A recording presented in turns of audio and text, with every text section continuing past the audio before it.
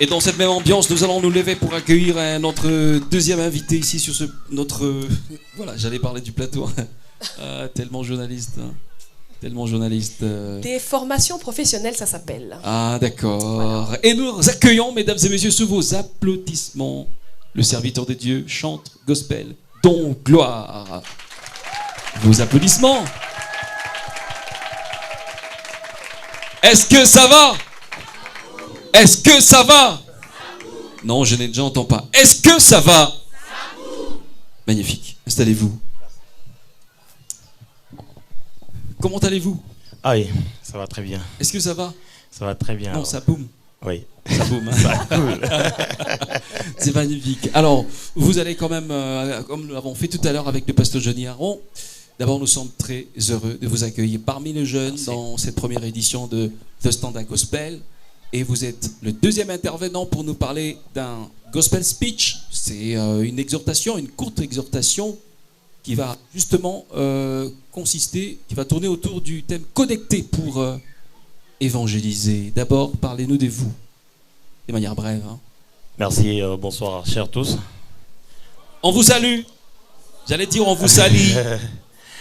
On vous salue, d'accord. Merci de nous avoir accueillis. Merci, oui. C'est un honneur pour nous.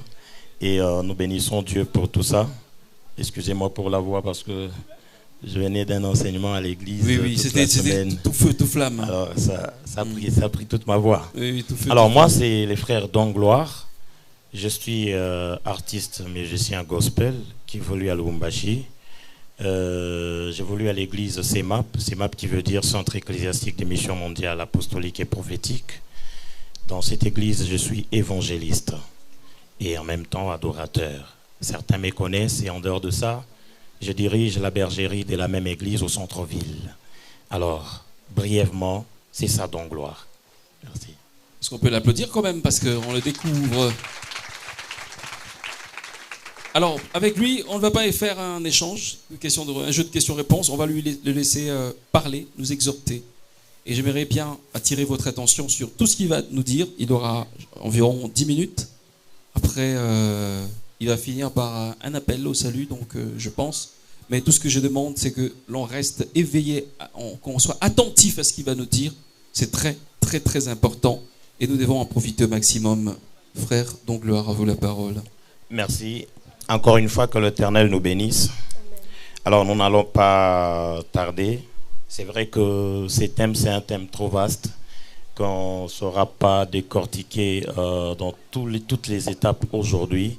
Mais du moins, on va parler de quelques aspects qui nous sont importants. Alors, du coup, nous allons lire. Nous sommes dans le livre de Luc. Je vais exhorter avec ces passages. C'est dans Luc chapitre 4, versets 18 à 19. Alors, la Bible dit, « L'Esprit du Seigneur est sur moi parce qu'il m'a oint pour annoncer une bonne nouvelle aux pauvres.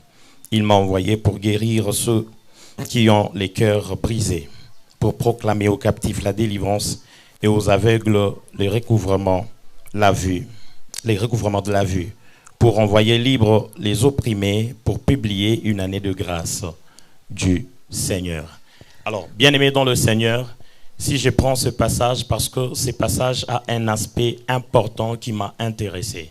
En fait, on nous a demandé de parler sur l'évangélisation via les réseaux sociaux. Les réseaux sociaux, en fait, nous ne devons pas les comprendre comme un mot qui vient, je ne sais pas de quelle planète, mais nous devons comprendre juste que c'est un espace public comme tous les autres espaces publics. C'est-à-dire, un réseau social, c'est comme ce cadre. C'est considérer que nous sommes dans un cadre comme ça, avec un public devant lequel nous devons parler. Alléluia. Amen. Ah, voilà.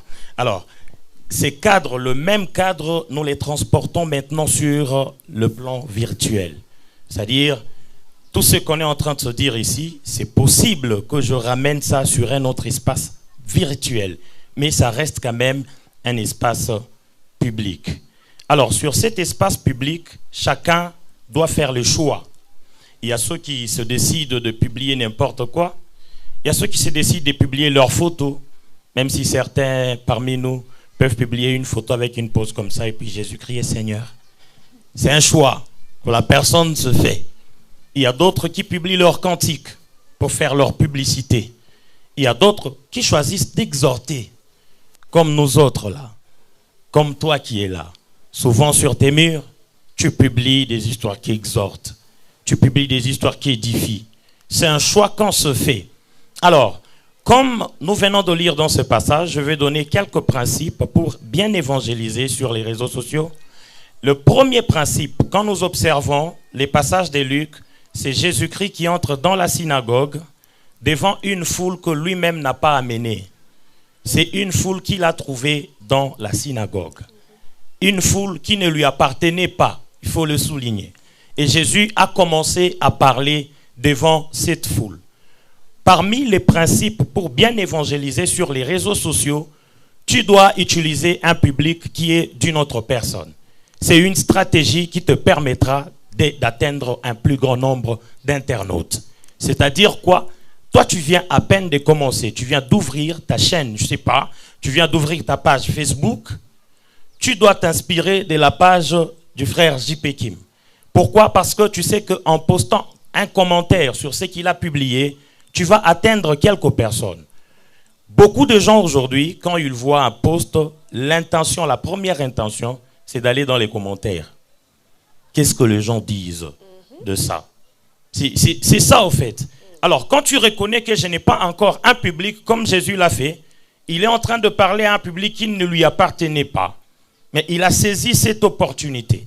Alors, les réseaux sociaux nous permettent de saisir les opportunités et atteindre plusieurs couches. Alors, tu peux choisir le même message que tu donnes dans ton église, le même message que tu donnes dans un groupe religieux. Tu peux prendre le même message et le renvoyer sur une page. Est-ce qu'on est d'accord? Donc, tu peux utiliser un autre public. Quand il y a des posts, j'ai entendu ici, on a parlé des clics là. Ah oui, tout le monde a été victime. Hein. Il y a beaucoup de gens qui ont été victimes de ça. Mais voilà, si toi tu n'as pas été victime, ne te dis pas que tu es saint. Parce que c'est indépendamment de toi. Moi, je n'ai pas été victime. Ah ouais, ouais. Vous n'êtes pas victime comme moi, je ne suis pas encore victime. Mais j'ai rencontré beaucoup de serviteurs. D'ailleurs, même parmi mes amis, il y a beaucoup de gens qui ont été piratés. Alors, il y a beaucoup de gens qui ont été piratés. Et moi aussi, j'ai été identifié, mais je n'ai pas cliqué. Alors, dans ce même post-là, si tu as une intention évangélique, au lieu d'aimer les posts, si tu es soucieux d'évangéliser, tu peux par exemple commenter « Jésus-Christ t'aime et il veut que tu changes ». Il y a des posts tellement, quand les gens suivent trop ces posts-là, ils lisent également les commentaires, mais je laisse de côté ces posts-là obscènes parce que ça n'a rien à voir avec nous et d'ailleurs, ce n'est même pas commenté. Mais il y a des posts des hommes de Dieu, il y a des posts des hommes publics, alors qui attirent beaucoup d'attention. Tu peux profiter et évangéliser au travers de ces posts-là. Quelqu'un dit Hosanna. Alors, au-delà de cet aspect, pour bien évangéliser sur les réseaux sociaux, je dois vous rassurer que les contenus qui attirent beaucoup plus d'attention, c'est un contenu qui dégage une connaissance. Celui qui veut évangéliser sur les réseaux sociaux doit d'abord aimer être équipé, qu'il soit enseigné. Enseigner, c'est-à-dire quoi? Ici, je ne vous parle pas d'un enseignement laïque. Je vous parle d'un enseignement biblique. De même que tu es évangéliste sur les champs, tu peux être évangéliste sur les réseaux sociaux. Donc, tu as un bagage à transmettre. Aujourd'hui, nous sommes dans une époque où les gens sont tellement paresseux et que même pour lire la Bible, ça devient difficile. Les jeunes, qu'est-ce qu'ils font? Aujourd'hui, s'il veut enseigner, il va sur Google, il tape les sujets, on lui donne un message et il vient reproduire ce qu'il a lu sur Google. Wow. C'est très bien, ce n'est pas mauvais, mais ça vous abrutit quelque part parce que vous n'avez pas le temps de vous cultiver. Alors les jeunes, eux, avant de sortir sur un réseau, il doit prendre du temps pour s'équiper. Investir dans la parole, c'est la meilleure chose qui puisse exister pour celui qui veut évangéliser. Alors, c'est l'une des stratégies qui vous permettront d'attirer l'attention des autres. Une autre stratégie pour évangéliser. La Bible dit qu'il n'y a pas un grand amour que celui de donner sa vie à son ami. Alors, ce qui veut dire que la même vie que tu veux partager ici, tu peux la partager sur les réseaux sociaux. Dans ce cas, il y a des périphéries qu'il faut discipliner. Si vous êtes sur les réseaux sociaux, disciplinez premièrement vos yeux. Vous devez faire le choix de ne pas regarder n'importe quoi. Si vous prenez le choix de regarder n'importe quoi, alors vous n'aurez pas le temps de travailler votre esprit pour nourrir les gens qui vous attendent. Les gens attendent de nous, enfants de Dieu, la révélation du Fils de Dieu. C'est ce que le monde attend de nous. Si nous révélons Jésus, c'est ce qui va être important pour eux. Parce que nous avons une connaissance que le monde ne peut pas leur donner. Alors, sur les réseaux sociaux, nous sommes dans ces principes. Il y a une école, pour ceux qui ont fait la communication, c'est l'école de Palo Alto. On nous disait qu'on ne peut pas ne pas communiquer. Donc, tout communique. Et sur les réseaux sociaux, vos gestes communiquent quelque chose. Donc, même avec vos gestes, vous pouvez évangéliser. L'habillement évangélise. Une fois, j'avais vu un post d'une sœur en mini-jupe. Je m'excuse, avec quelques parties intimes dehors. Mais la sœur écrit « Jésus-Christ t'aime ». Et dans les commentaires, les gens disaient que tu dois commencer d'abord par toi-même à être un modèle avant de nous prêcher. Directement, le message « Jésus-Christ t'aime » perd des valeurs. Pourquoi? Parce que celui qui a présenté ces messages s'est mal présenté. Et donc, sur les réseaux sociaux, tout ce que nous faisons compte et entre dans le cadre de l'évangélisation. Autre chose, partageons tous les posts qui ont un caractère évangélique. Si vous voyez un frère qui poste un bon message, tu peux le partager. Parce qu'en le partageant, il y a tes correspondants qui ont aussi la possibilité de lire ce que l'autre a partagé. Est-ce qu'on est d'accord? Alors, faisons le choix. Choisissons la bonne part d'utiliser les réseaux sociaux à bon escient. Les réseaux sociaux, ce sont des espaces publics qui nous aident à avoir des interactions entre nous. Tu peux développer beaucoup de relations sur les réseaux sociaux, mais c'est ton choix. Mais ici, nous préférons que jeunes que nous sommes, nous puissions publier des choses qui ont un caractère évangélique. Un caractère évangélique, c'est nécessairement ce qui appelle les âmes vers Christ. Ce n'est pas autre chose que ça. C'est proclamer la bonne nouvelle. Paul disait à Timothée, proclame la parole en toutes circonstances. Bonne ou mauvaise, insiste. Donc, sur les réseaux, nous devons proclamer la parole de Dieu et pas autre chose. Si vous voulez détendre, faire une détente, vous pouvez choisir une détente qui a un message évangélique dedans. C'est-à-dire, dans votre détente, il doit y avoir Jésus dedans. C'est comme ici, nous sommes à la ferme Asna, mais nous avons amené Jésus dans ce cadre. Chacun a fait le choix. Vous pouvez le constater que chaque groupe est dans son coin et certains ont leur musique. Il y a d'autres qui se divertissent. Mais nous avons choisi aujourd'hui de partager sur Jésus-Christ afin de nous édifier. Les inconvénients, c'est que si vous êtes chrétien et que vous n'êtes pas évangélique sur les réseaux sociaux, vous êtes en train de détruire votre image. Pourquoi? Parce que la personne que vous êtes doit communiquer ou doit parler même langage avec ce que vous communiquez. Donc, les réseaux sociaux, si vous êtes méchant, les réseaux sociaux vont amplifier votre méchanceté. Donc, si vous étiez méchant dans votre quartier, vous allez sur les réseaux sociaux, vous serez connu méchant partout dans le monde. Alors, si vous êtes évangélique, vous craignez Dieu, la crainte de Dieu que vous avez dans votre maison va vous poursuivre. Et les réseaux sociaux vont vous permettre d'aller plus loin avec cette crainte de Dieu. Que Dieu nous bénisse. Alors, c'était ça que je voulais partager avec nous. Soyons ces gens-là qui vont utiliser les réseaux sociaux à bon escient. Communiquons, partageons ce qui a trait évangélique. Communiquons ce qui a de caractère évangélique. Partageons, commentons tout message qu'un chrétien poste. Nous sommes butés à un problème. Écoutez, dans cette société, les plus grands défis auxquels est butée l'évangélisation, c'est que nous sommes dans une société sécularisée. La sécularisation devient un défi. C'est quoi la sécularisation? C'est que nous sommes dans une société où ce n'est plus l'Église qui gouverne.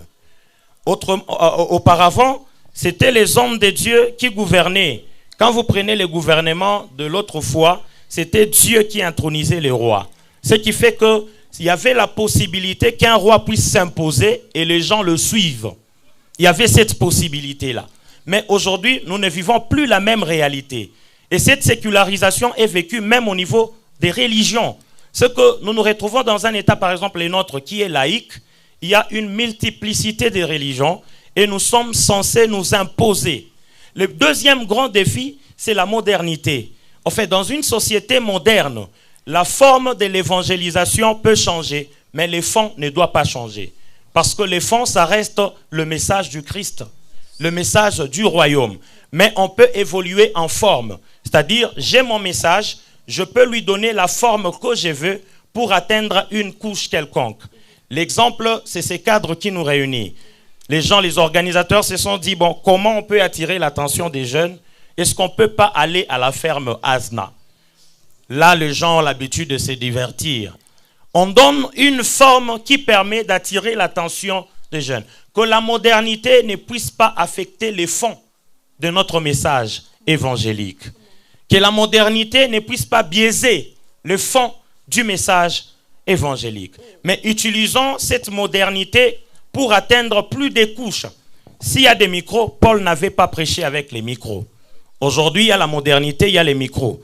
Au lieu d'injurier au micro, moi je me décide de parler de Jésus. Il y a d'autres qui peuvent prendre ces micros pour injurier et ils le font facilement.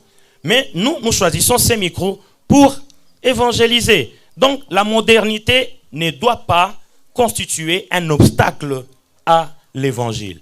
Évoluons en forme. Utilisons tous les supports de communication. J'étais en train de réfléchir dernièrement que depuis qu'on commençait à étudier, nous avons lu tellement de livres et qu'aujourd'hui on se retrouve en carence des livres parce que les jeunes ou cette génération, il y a des gens qui ne veulent plus écrire. Et ceci doit nous révolter. Plus la technologie évolue, les messages aussi doivent être répandus partout. Donc, chers jeunes, apprêtons-nous à être les écrivains de demain, ceux qui vont écrire sur Jésus. Jésus n'avait pas rédigé un livre, mais ceux qui étaient avec lui ont rédigé. Donc tu peux être dans une église où ton pasteur n'a pas encore écrit, ne les condamne pas. Parce que toi tu es à jour par rapport à la modernité, tu peux rédiger et faire un livre. Comme ça, les générations qui viendront après nous peuvent lire Jésus et comprendre la foi comme nous l'avons comprise. Que le Seigneur nous bénisse. Vos applaudissements.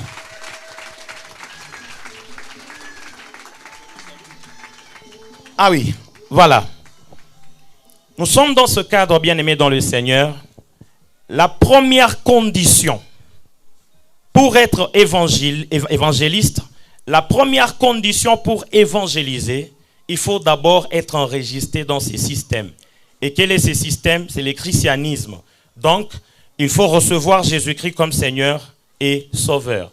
Tu ne peux pas amener les gens là où tu n'as jamais été. Tu ne peux pas appeler quelqu'un à te rejoindre là où tu n'es pas. Si je vous appelle vers Christ, c'est-à-dire moi-même, je suis chez Christ. Alors, si tu veux être celui par qui Christ sera glorifié, donne ta vie à Jésus-Christ. Le plus grand péché, le péché de la mort, c'est de ne pas recevoir Jésus-Christ comme Seigneur et Sauveur. Alors, parmi nous, s'il y a un jeune qui n'a pas encore donné sa vie à Christ, il peut juste élever sa main. Il peut juste lever sa main, on va voir. Si vous n'avez pas encore reçu Jésus-Christ comme Seigneur et Sauveur et vous voulez le recevoir, voici une occasion qui vous est offerte à ne pas rater. Dans un beau cadre, comme ça tu vas commencer à expliquer aux gens, moi j'avais reçu Jésus-Christ à Asna. Oui, c'est parfait. Est-ce qu'il y a quelqu'un qui n'a pas encore donné sa vie à Jésus? Kuko mutule ashiapeleka maisha yake kwa Yesu, ashiamini Yesu kuwa Bwana na Mwokozi wake. Anyangule mukono yulu, on va l'enregistrer. Ça ne vient pas deux fois ce genre d'occasion. Nous sommes dans Standard Gospel. Gospel, c'est l'évangile. Frère, vous m'avez fait tiquer, moi, quand vous vous êtes levé, je pensais que c'était quelqu'un qui... Donc, nous tous, nous sommes chrétiens. Ok. Si tous on est chrétiens, on peut élever nos mains. Chers chrétiens, ah oui, acclamons pour nous-mêmes. Que le Seigneur nous bénisse. Et je vous assure, vous avez fait les plus meilleurs choix de la vie. Servir Jésus-Christ. Et servir Jésus-Christ ne vous interdit pas de travailler. Donc vous pouvez aussi travailler. D'accord, merci beaucoup. On va se lever pour vous dire au revoir. Merci beaucoup. Est-ce qu'on peut applaudir très fort pour l'intervention de notre frère Don Gloire? Merci beaucoup en tout cas. Ça c'est sa chanson, hein. C'est une des chansons. Comment ça s'appelle? Wantumbo? Non, la chanson c'est Jésus règne. Jésus règne. D'ailleurs c'est une exclusivité parce que c'est pas encore sorti. On peut suivre ça en playback un peu? Ah, il n'y a pas de souci. Oui. Volume. Alors, on va danser ensemble. Je vais vous apprendre la danse. Levez-vous s'il vous plaît. Pendant 2 minutes, on va danser un peu. Est-ce qu'il y a des gens qui aiment danser? Est-ce qu'on est là?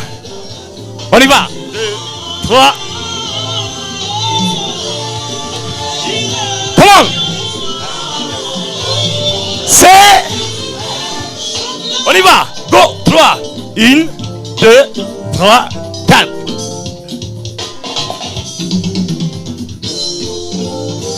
Tu bouges bien. On y va.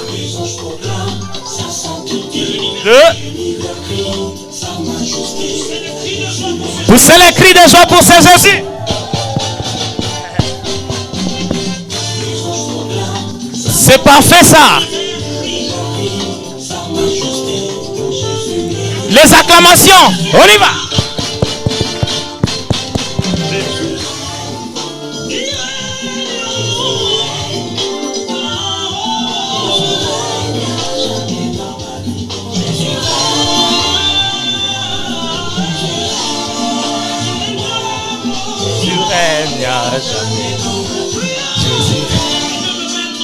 On y va. Jésus règne. Jésus règne. Jésus règne à jamais dans ma vie. Plus haut, plus haut, plus haut.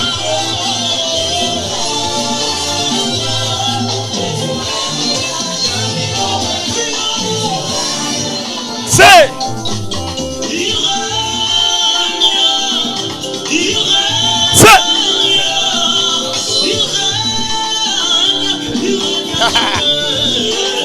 Jibekim.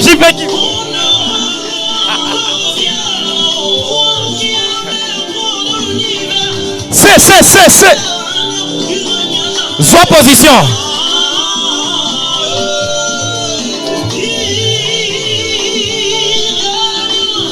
Go. On y va.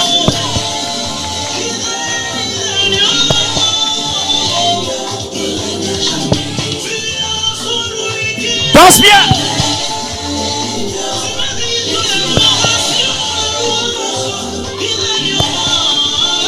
Est-ce que vous êtes là?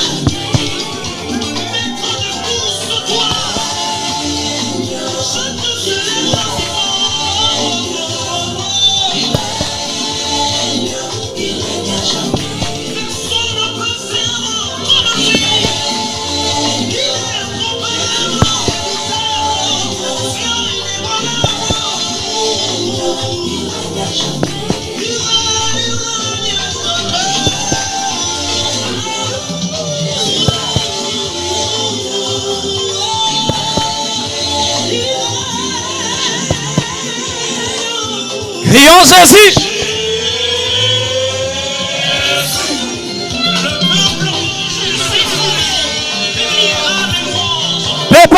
Pepa. Yesu aza elengi.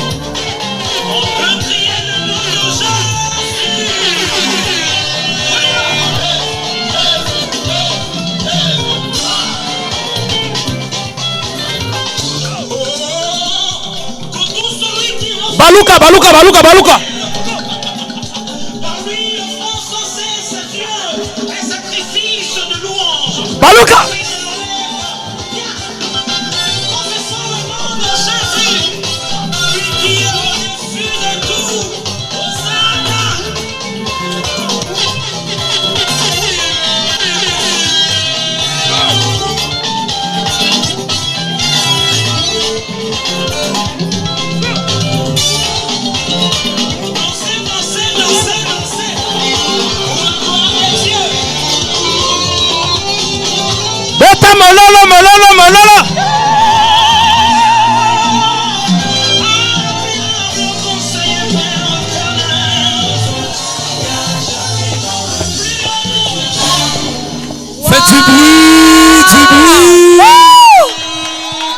Est-ce qu'on peut exagérer en faisant le bruit? On est dans le... On est dans le... Les bons. Est-ce que ça va? Est-ce que ça va? Non. Est-ce que ça va?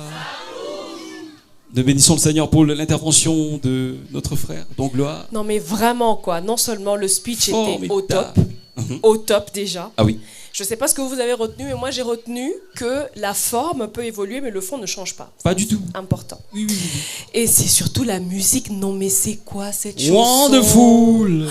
Mais elle est bien la chanson. Magnifique. Non mais franchement, si j'étais vous, j'applaudirais encore.